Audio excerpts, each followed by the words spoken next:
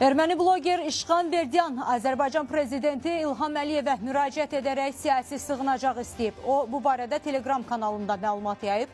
Həmin müraciəti olduğu kimi təqdim edək. Daha sonra onun eksklüziv müsahibəsi də var. Onu da sizin diqqətinizdə çatdıracağıq.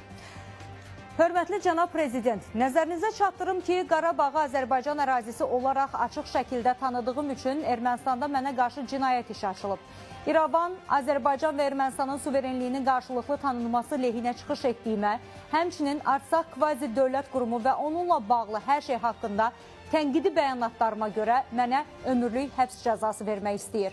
Onu da nəzərinizə çatdırım ki, Ermənistana qayıtmağım istər-istəməz həbsimə gətirib çıxaracaq və barəmdə elan olunmuş beynəlxalq axtarış Ermənistanla yanaşı istənilən yerdə mənə qapıları bağlayır.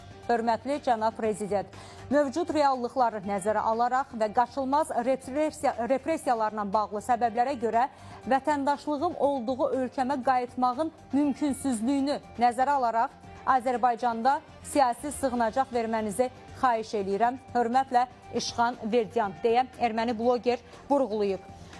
Air24 olaraq İşğan Verdiyanla əlaqə saxladıq. Əməkdaşımız Məhsəti Seyidzadə erməni blogerdən sosial media üzərindən eksklüziv müsahibə də aldı. İlk sualımız isə belə oldu. Azərbaycana sığınmaqla bağlı niyə indi müraciət etdiniz? Cavab nə oldu? Dinləyək. Сейчас, можно сказать,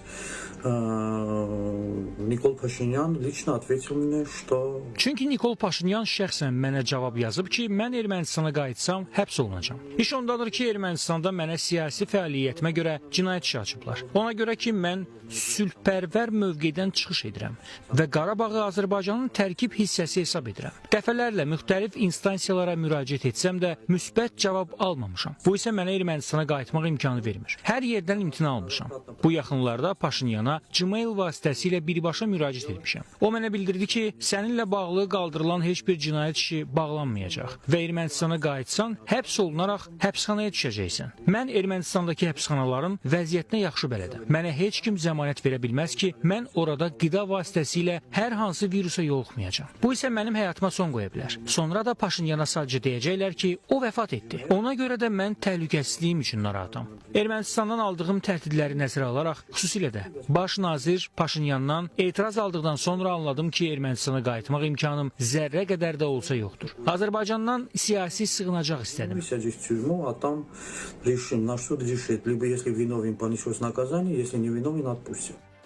Bəs niyə məhz Azərbaycana?